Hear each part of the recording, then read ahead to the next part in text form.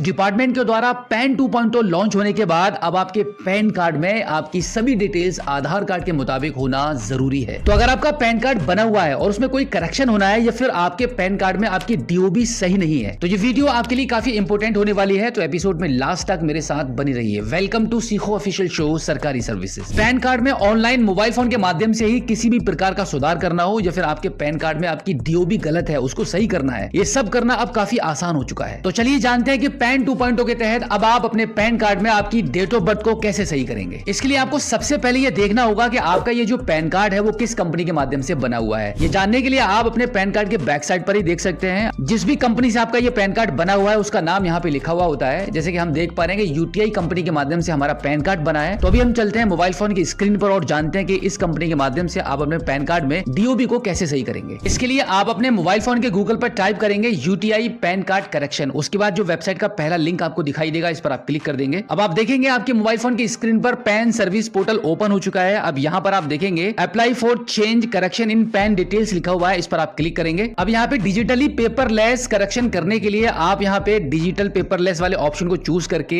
इस पहले वाले बॉक्स पर टिक करेंगे। अब यहाँ पे आपके पैन कार्ड के नंबर को एंटर करेंगे। इसके बाद both physical PAN card and e PAN वाले ऑप्शन को चूज करके सबमिट करेंगे। सबमिट करने के बाद अब ये सीएसएफ फॉर्म आपके मोबाइल फोन की स्क्रीन पर ओपन हो जाएगा। अब यहाँ पे सबसे पहले आपको आपकी पर्सनल डिटेल्स को फिल करना रहेगा, जहाँ पे सबसे पहले आपके टाइटल को चूज करेंगे। टाइटल चूज करने के बाद लास्ट नेम, फर्स्ट नेम और मिडिल नेम एंटर करेंगे अकॉर्डिंग टू आधार कार्ड। इसके बाद यहाँ पर आपका पूरा नाम एंटर करेंगे एंड देन पेरेंट डिटेल्स में बिल्कुल इसी प्रकार से आपका फादर नेम एंटर कर देंगे। मदर नेम यहाँ पे ऑप्शनली रहता है, आप चाहो तो फिल कर दो, नहीं तो इसको खाली छोड़ दो। And then select parent name वाले ऑप्शन पर क्लिक करके फादर नेम चूज कर लेंगे। यहाँ पर अदर डिटेल्स में जैसे कि हम आपको बताने वाले हैं कि आपका डीओबी कैसे सही होगा आपके पैन कार्ड में, इसके लिए आप यहाँ पर थोड़ा सा ध्यान दीजिएगा। यहाँ पर आपका डेट ऑफ बर्थ एंटर करेंगे अकॉर्डिंग टू आधार कार्ड। उसके बाद यहाँ पर इस बॉक्स पर आपको टिक करना होगा। डेट ऑफ बर्थ एंटर करने के बाद यहाँ पे आप टिक करेंगे एंड देन जेंडर सेलेक्ट कर लेंगे। उसके बाद आपका स्टेट चूज करेंगे एंड देन यहाँ पर आपके आधार कार्ड का नंबर एंटर करेंगे। उसके बाद एज पर आधार आपका नाम एंटर करेंगे एंड देन नेक्स्ट स्टेप वाले ऑप्शन पर क्लिक करेंगे। अब इसके बाद एड्रेस डिटेल्स में आपको यहाँ पे कुछ भी डिटेल्स फिल करने की जरूरत नहीं है, क्योंकि आगे अभी आधार ई-केवाईसी ओटीपी के माध्यम से होने वाला है, जिसके थ्रू आपके जो आधार कार्ड में एड्रेस है वही यहाँ पर ऑटोमेटिक फिल हो जाएगा। तो अब आगे यहाँ पर आपको सिर्फ कॉन्टैक्ट डिटेल्स को ही फिल करना रहेगा। यहाँ पर क्लिक करके इंडिया चूज कर लेंगे। उसके बाद आपका कॉन्टैक्ट नंबर और ईमेल आईडी को एंटर करेंगे एंड देन नेक्स्ट स्टेप वाले ऑप्शन पर क्लिक कर देंगे। अब यहाँ पर आपको अदर डिटेल्स में भी ज्यादा कुछ करने के लिए नहीं होता है, सिर्फ वेरिफिकेशन वाले कॉलम में सिलेक्ट नंबर ऑफ डॉक्यूमेंट्स वाले ऑप्शन पर क्लिक करके आपको ये नंबर चूज करना है कि आप इस एप्लीकेशन के साथ में कितने डॉक्यूमेंट्स अपलोड करने वाले हैं। तो यहाँ पर हम आधार कार्ड के माध्यम से कर रहे हैं तो 1 चूज कर लेंगे। उसके बाद यहाँ पर आपका प्लेस एंटर करेंगे एंड देन नेक्स्ट स्टेप पर क्लिक कर देंगे। अब यहाँ पर डॉक्यूमेंट्स अपलोड में आप देखेंगे आइडेंटिटी प्रूफ में, एड्रेस प्रूफ में और डीओबी प्रूफ में तीनों जगहों पर आधार कार्ड ऑटोमेटिक यहाँ पे सिलेक्ट है। अब यहाँ पे सिर्फ आपको आपकी पैन कार्ड की कॉपी यहाँ पे अपलोड करनी होगी। इसके लिए आप सिलेक्ट पैन प्रूफ वाले ऑप्शन पर क्लिक करेंगे तो यहाँ पे कुछ ऑप्शंस आपको मिल रहे हैं देखने के लिए, जैसे copy of FIR, copy of PAN allotment letter, copy of PAN card. तो आप यहाँ पे कॉपी ऑफ पैन कार्ड वाले ऑप्शन को चूज करेंगे और अभी आपके पास जो पैन कार्ड है इसी पैन कार्ड का फोटो लेकर आप इसको यहाँ पे अपलोड कर देंगे और उसके बाद आप फाइनली सबमिट करेंगे। सबमिट करने के बाद फॉर्म सीएसएफ की ये रिसिप्ट जनरेट हो जाएगी। अब यहाँ पे पेमेंट का ऑप्शन है तो मेक पेमेंट वाले ऑप्शन पर क्लिक कर दीजिए। अब यहाँ पर आपको 106 रुपए 90 पैसे की पेमेंट करनी होगी। इसके लिए आप यहाँ पे बिल्डेक्स वाले ऑप्शन को चूज करेंगे एंड देन कंफर्म पेमेंट वाले ऑप्शन पर क्लिक कर देंगे। अब क्यूआर कोड वाले ऑप्शन पर क्लिक कर दीजिए। अब सिलेक्ट योर क्यूआर कोड वाले ऑप्शन पर क्लिक करके भीम यूपीआई वाले ऑप्शन को चूज कर लेंगे एंड देन मेक पेमेंट वाले ऑप्शन पर क्लिक करेंगे। इसके बाद आप देखेंगे आपके मोबाइल फोन की स्क्रीन पर पेमेंट करने के लिए ये क्यूआर कोड जनरेट हो चुका है। अब आप फोन पे, गूगल पे या पेटीएम एप्लीकेशन के माध्यम से आप इसको स्कैन करके पेमेंट करेंगे